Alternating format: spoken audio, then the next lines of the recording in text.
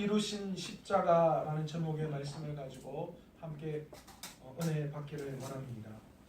여러분, 세상에서 말하는 계약과 하나님께서 우리와 맺은 그 계약, 그것을 언약이라고 하죠. 그 언약의 차이가 무엇입니까? A라는 사람과 B라는 사람이 일반적으로 어떤 일에 대해서 계약을 맺습니다. 계약이라는 게 무엇입니까? A와 B라는 사람이 어떤 일정한 법적인 효력을 가지고 두 사람이 어떤 일에 대해서 합의하에 그 어떤 일들을 이루어 나아가는 것, 그러니까 그 모든 것이 법적인 행위가 따르는 것을 우리는 계약이라고 합니다. 우리 교회도 마찬가지죠. 우리 교회에도 어떤 계약을 맺을 때 너와 내가 어떤 일에 대해서 이렇게 할 거니까 서로 그 약속을 지키자, 그렇게 하는 거예요. 그것을 어겼을 때는 반드시 뭐가 따릅니까? 페널티가 따르게 되어져 있죠. 그런데 이 계약이라는 것은요, A와 B가 계약을 맺었다면 A가 만약에 그 계약을 파기하면 어떤 일이 일어납니까? B라는 사람도 자동으로 뭐가 됩니까? 그 계약이 파기가 되어져 버립니다. 그게 계약이죠. A가 계약을 파기했는데 B는 그 계약을 계속 유지한다? 이것은 맞는 말이 아니죠. 그리고 지금 이 땅에서 계약을 맺는 사람 중에 그런 사람은 거의 없어요. A가 만약에 취소하면 B도 당연히 취소가 되어지는 거죠. 그런데 하나님께서 사람과 교제하시기 위해서 우리와 계약을 맺으셨습니다. 그런데 그 계약은 특이한 것이 있습니다. 하나님은 우리를 사랑하시고 우리 또한 하나님을 사랑한다. 그래서 하나님과 계약을 맺었습니다. 이 계약은 어떻게 보면 하나님의 일방적인 먼저 우리를 사랑하신 그 사랑에서부터 시작되었습니다. 그런데 이 계약을 누가 먼저 깨뜨렸습니까? 사람이 먼저 깨뜨렸습니다. 인간이 그 계약을 파기했기 때문에 당연히 하나님은 어떻게 하셔야 되는 게 맞는 것입니까? 당연히 A와 B가 계약을 했다면 A가 파기하면 B도 당연히 파기되어지는 게 맞는 것이죠. 그런데 놀라운 사실은요, 하나님은 그 계약을 파기하시지 않았다라는 거예요. 오히려 끝까지 신실하게 하나님은 지금도 뭘 하고 계십니까? 그 계약을 이루어가고 계시는 분이시다라는 것이죠. 이러는 하나님께서 우리와 맺으신 계약을 성경은 뭐라고 이야기하느냐 하면 바로 언약이다, 그렇게 말씀하고 있습니다. 제가 계속해서 십자가를 앞두고 언약의 이야기를 계속하고 있습니다. 여러분, 고대 근동에서 이루어졌던 개인과 개인, 부족과 부족, 민족과 민족이 언약을 맺을 때, 계약을 맺을 때 여러분 어떤 식으로 계약을 맺었다고 했습니까? 동물, 짐승을 반으로 쪼개어서 쪼갠 짐승을 서로 마주보게 합니다. 그리고 계약의 당사자가 서로 두 손을 잡고 지나가게 되어집니다. 그런데 여기에 이 고대 근동의 약속에는 어떤 의미가 포함되어 있습니까?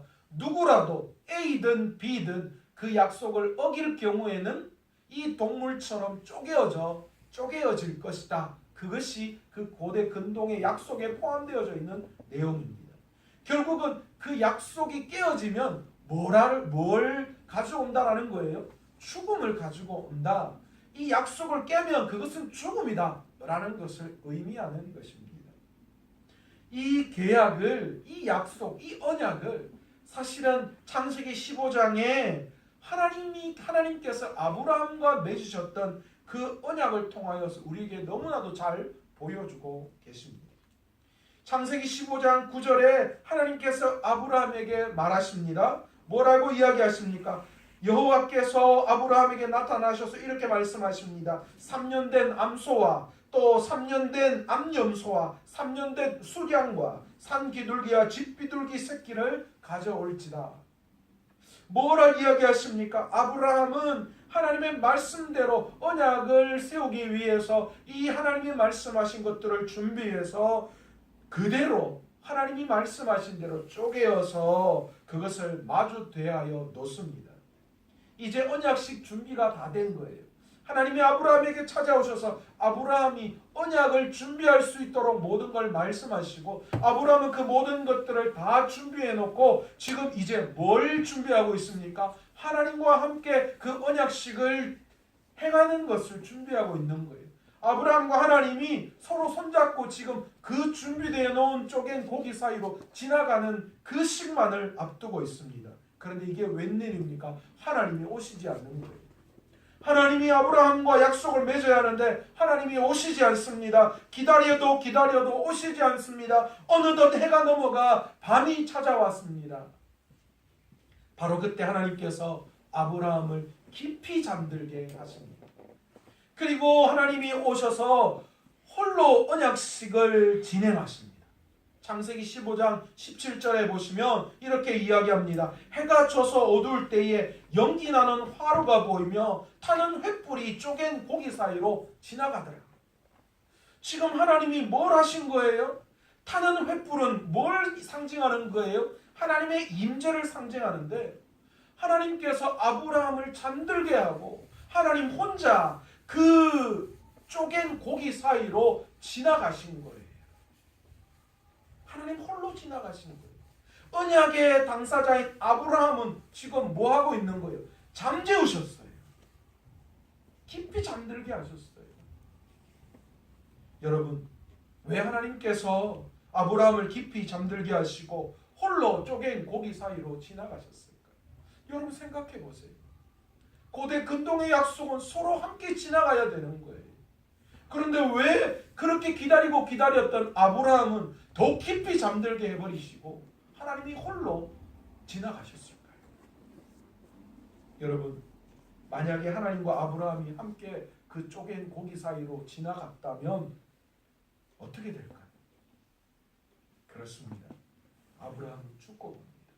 아브라함은 쪼개질 거예요. 왜 그렇습니까? 여러분, 아브라함은 연약합니다.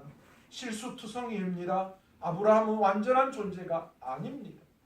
그래서 하나님과 맺으셨던, 하나님이 우리와 교제하시기 위해서 약속하셨던 그 언약을 신실하게 지켜낼 그런 힘이 없는 사람입니다.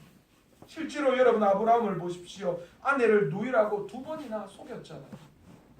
그리고 내 씨로 말미암아 하나님께서 천하 만민이 구원을 얻고 그 씨로 말미암아 그 너희 씨가 많아질 것이다 했었는데, 결국은 사례를 통하여서 자식을 얻는 것이 아니라 하갈을 통하여서 자식을 얻는 실수를 하고 맙니다.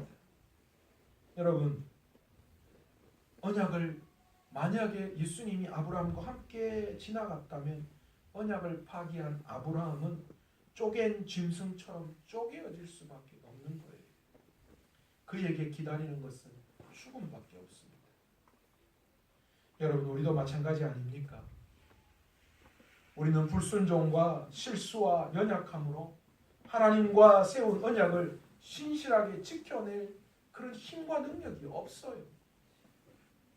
얼마나 자주 하나님만 사랑하겠다라고 언약합니까? 그런데 쉽게 금세 세상의 유혹거리들이 찾아오면 금세 우리는 하나님보다 세상을 선택하고 마는 우리의 모습을 발견할 때가 있습니다. 주님 앞에 순결한 신부로서 언약을 했지만 얼마나 자주 쉽게 그 약속을 깨버립니까? 우리는 여전히 하나님도 사랑한다라고 하면서 여전히 세상도 사랑하는 마음이 우리 안에 있는 거예요. 자꾸 주님 품을 벗어나려고 합니다. 그러면 여러분, 우리는 어떻게 됩니까? 하나님과 우리가 만약에 언약을 맺었다면 그 언약을 깨어버리는 우리에게 기다리는 것은 우리가 쪼개어지는 것, 죽음을 맞이하는 것, 그것밖에 없습니다. 여러분, 왜 하나님께서 쪼개어진 짐승 사이로 홀로 지나가셨습니까? 하나님이 왜 그렇게 하셨을까요? 하나님의 이 행동에는 엄청난 의미가 달려있는 거예요. 이것은 만약 언약 대상인 아브라함이 그 언약을 지키지 못한다 할지라도 내가 아브라함을 대신해서, 하나님이 친히 아브라함을 대신해서 하나님이 아브라함마저도, 그 아브라함의 실수마저도, 그 아브라함의 연약함마저도, 그 아브라함의 부족함마저도 하나님이 책임지시겠다, 그런 의미가 그 그 속에 포함되어져 있는 거예요. 하나님은 그냥 내 옆에 있기만 하라고 말씀하시는 거예요. 아브라함아, 너는 내 옆에 있기만 하고 내가 약속 맺고 내가 그 쪼갠 고기 사이로 지나가 내가 지켜줄게. 너의 연약함은 내가 너무 잘 아니까 너의 실수, 너의 부족함도 내가 다 짊어지겠다. 그렇게 말씀하셨어요.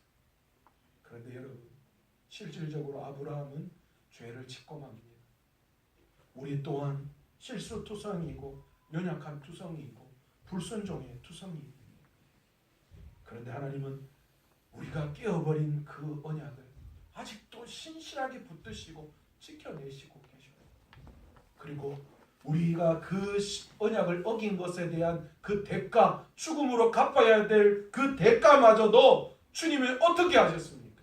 직접 지셨어요. 책임지셨어요. 여러분, 그게 뭡니까? 그게 바로 오늘 십자가입니다.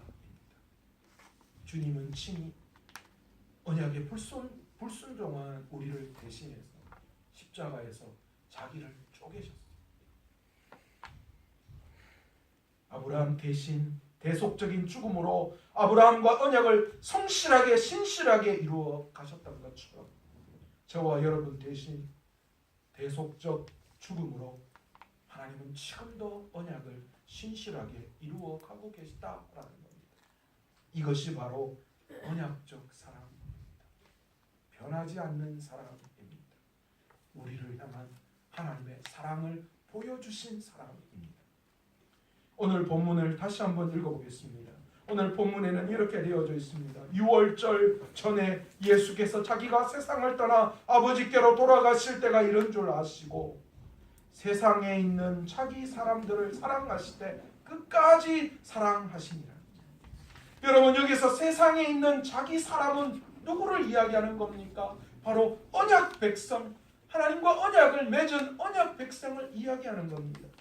언약을 맺은 백성이 그 언약을 파기하고 실수하고 잘못해도 하나님은 여전히 신실하게 그 언약을 지키시고 끝까지 지켜주실 분이시다라는 것이죠.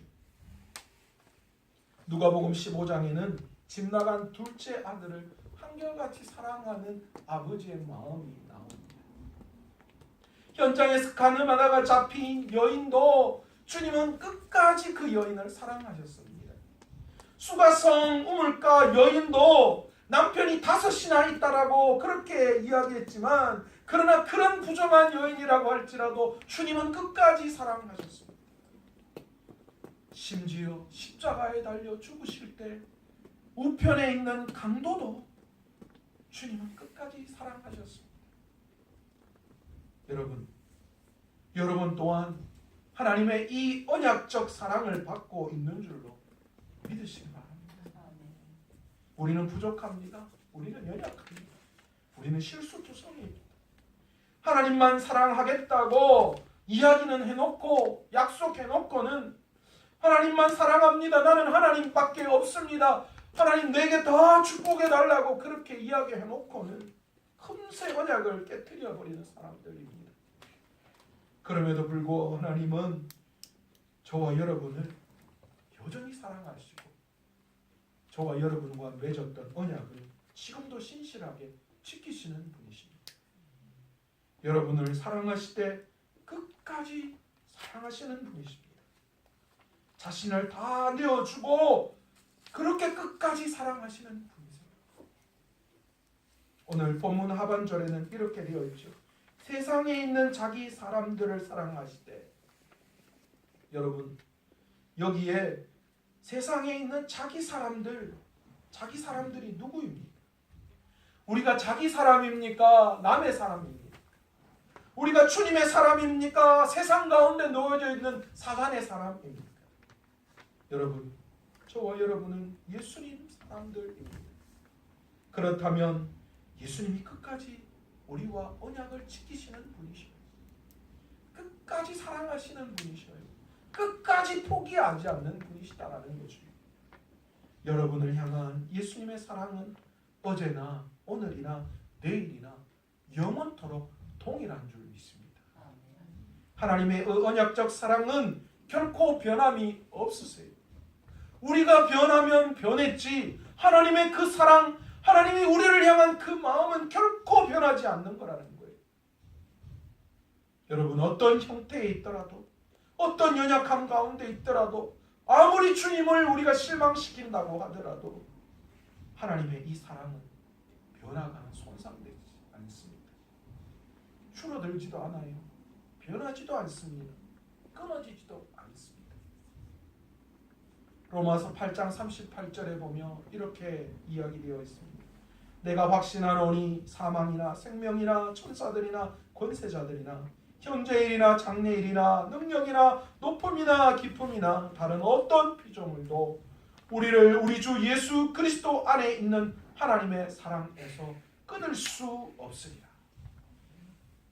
여러분, 남의 사람은 이 혜택을 받지 못해요. 오직 예수 그리스도 그분에게 속해 있는 사람들만이 이 혜택을 누릴 수 있습니다. 여러분 모두가 다 예수님의 자기 사람임을 믿으시는 저와 여러분 되시기를 원합니다. 여러분, 예수님께서 십자가에서 자기를 찢으심으로 여러분의 부족, 저의 연약함, 우리 모두의 죄악들을 다 해결해 주신 줄로 믿습니다. 여러분을 대신해서, 저를 대신해서, 우리 모두를 대신해서 다 갚으셨습니다. 그러므로 이제 우리가 해야 할 일이 무엇일까? 첫째, 이 언약적 사랑을 믿는 거예요. 주님이 우리에게 그 모든 걸 하셨다는 것을 우리가 믿음으로 수납하는 거예요. 그러셨구나. 그것을 인정하는 거예요. 그것이 주님의 사랑이구나. 로마서 8장 1절에는 그러므로 이제 그리스도 예수 안에 있는 자에게는 결코 정죄함이 없나니 이는 그리스도 예수 안에 있는 생명의 성령의 법이 죄와 사망의 법에서 너를 해방하였습니다. 여러분, 이는 해방받은 자. 그 어떤 주홍같이 붉은 죄일지라도 흰눈보다도 더 희게 해주신다는 사실, 그 사실을 믿음으로 발견하고 나아갈 수 있는 저와 여러분 되시기를 원합니다. 두 번째 우리가 해야 할 일이 무엇입니까? 이 언약적 사랑을 누리는 거예요. 여러분, 이 언약적 사랑은 제일 먼저 어디에서부터 시작되어져야 하는가? 우리의 가정에서부터 시작되어져야 합니다. 여러분, 가정은 하나님의 그 언약적 사랑을 가장 축소해 놓은 가장 기본되어지는 단위입니다. 여러분, 남편과 아내, 여러분 그 관계를 한번 생각해 보십시오. 남편과 아내가 둘이 서로 사랑의 언약을 맺고 한 몸이 되었습니다. 이 말은 무슨 뜻입니까? 서로의 연약함, 서로의 실수, 서로의 부족함을 안다라는 거예요. 그래서 더 이상 덜쳐내지 않는다는 거예요. 다 알고 있지만 어떻게 한다는 거예요? 덮어준다라는 것이죠. 하나님께서 과거를 묻지 않는 것처럼 우리도 우리 가정에서 서로의 잘못을, 서로의 실수와 연약함을 끄집어내는 것이 아니라 서로의 모습을 있는 그대로 수용하고 용납하고, 그리고 상대에 대한, 남편과 아내에 대한 사랑의 마음, 언약의 마음, 사랑의 마음으로 이해해주고 용서해주고 기다려주고 그렇게 믿음으로 나아가는 거예요. 가정은 언약적 사랑이 이루어지는 최초의 현장이 되어야 해요. 그래야 가정 천국이 될 수 있는 거예요. 가정에서부터 삐뚤어지면 도대체 어디에서 그 언약적 사랑을 우리가 실천할 수 있고 그것을 경험할 수 있겠습니까? 두 번째로 이 언약적 사랑을 누리는 장소는 어디냐? 교회인 줄로 믿습니다. 교회는 이 언약적 사랑으로 하나 되는 곳입니다. 여러분, 교회 안에 우리 보십시오. 우리가 뭐 어디에서 만난 적이 있습니까? 뭐 혈연적으로 뭔가 걸리는 게 있습니까? 서로 무언가 동일한 것들이 있습니까? 뭐가 있습니까? 전혀 다른 상황, 전혀 다른 환경 속에서 모여있는 사람들이 교회 안에 왔습니다.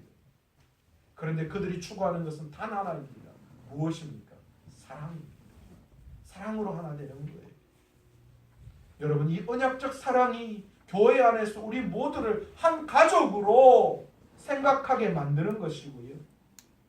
이 교회 안에서 그 언약적 사랑으로 우리 모두가 다 한 가족이 될 수 있도록 하나님이 뭉쳐 주신 것입니다. 그래서 교회가 천국이 되는 거예요.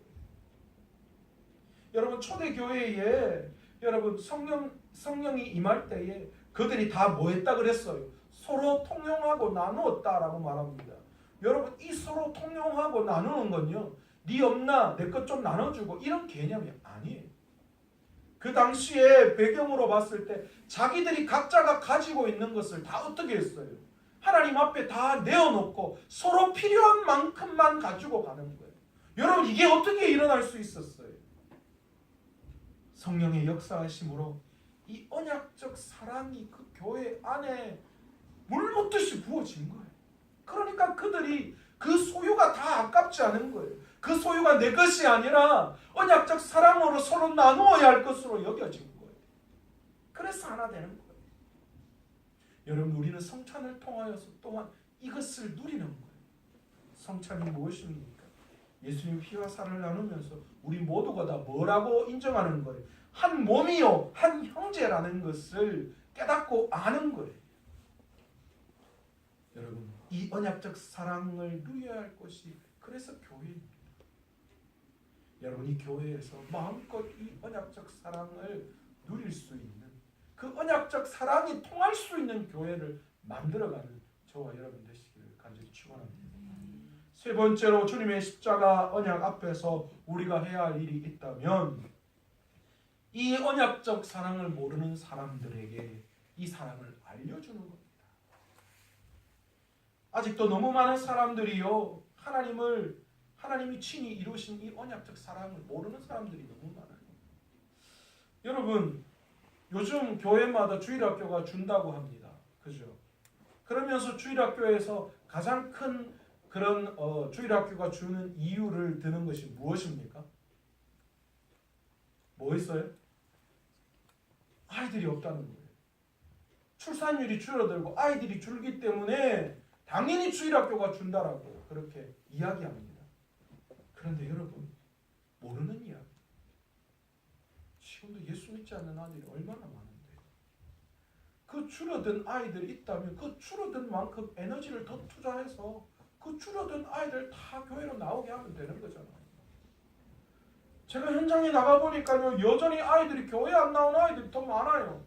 그래도 제 어릴 때나 그래도 정말 한 10년 전만 해도 아이들을 만나면 교회 가는 아이들이 간혹 있었어요. 너 우리 교회 한번 와볼래? 그렇게 전도하면 나 어느 교회 다녀요. 나 어느 교회 다녀요. 하는 애들이 정말 10명 중에 두서너 명 이상은 있었거든요. 그런데 요즘 나가보면요. 너 교회 다니니? 너 교회 나와볼래? 그러면 교회에 대해서 모르는 애들이 천지예요. 여러분 지금도 우리가 핑계댈 부분이 아니에요. 예수 믿지 않는 사람들, 예수의 사랑을 알지 못하는 사람들이 얼마나 많은지 몰라요. 사도행전 18장 10절에 보시면 뭐라고 이야기합니까? 이 성 중에 내 백성이 많으니라. 여러분 아직 이 마산, 이 내서 지역에 예수를 모르는 언약적 그 사랑을 모르는 사람들이 너무 많은 줄로 믿습니다. 그러면 어떻게 해야 합니까? 니는 니고 나는 내다, 내나 잘 알란다 그겁니까? 아니요, 정말로. 주님은 그 사랑, 언약적 사랑을 전하기 위해서 우리를 부르셨어요. 그러니까 우리가 그들에게 언약적 사랑을 전해야 해요. 우리의 삶을 통하여, 우리의 입술을 통하여, 우리의 모습을 통하여서 그들에게 우리가 받은 이 언약적 사랑을 전하는 삶을 살아야 하는 줄 믿습니다. 왜 전도잔치 합니까? 왜 전도해야 합니까? 나는 잘 할 줄도 모르는데 이런 거 자꾸 가지고 와서 왜 합니까? 왜 해야 합니까? 우리가 언약적 사랑을 누렸다면 하나님께서는 우리만 누리는 것이 아니라 모든 사람들이 그것을 알게끔 하기를 원하시고 그것을 위해서 우리를 사랑의 사람으로 부르셨기 때문이죠. 여러분 지금 하나님의 언약적 사랑을 누리고 있다면 여러분 오늘 아버지 하나님 그 사랑을 많은 믿지 않는 하나님의 그 언약적 사랑을 모르는 사람들에게 진정으로 전할 수 있는 저와 여러분 되시기를 원합니다. 하나님의 이 사랑이 시시한 거예요? 부끄러운 겁니까? 헐값의 사랑입니까? 아니요, 그렇지 않습니다. 이 사랑이 얼마나 고귀하고 얼마나 자랑스러운 사랑인지 몰라요. 그러기에 오늘도 그 사랑 앞에 하나님 앞에 감사하며 또한 그 사랑을 마음껏 우리의 삶을 통하여 누리고 또 그 사랑을 전할 수 있는 저와 여러분의 삶이 되시기를 간절히 축원합니다. 오늘 이 시간 말씀을 생각하시면서 한번 기도하기를 원합니다. 주님,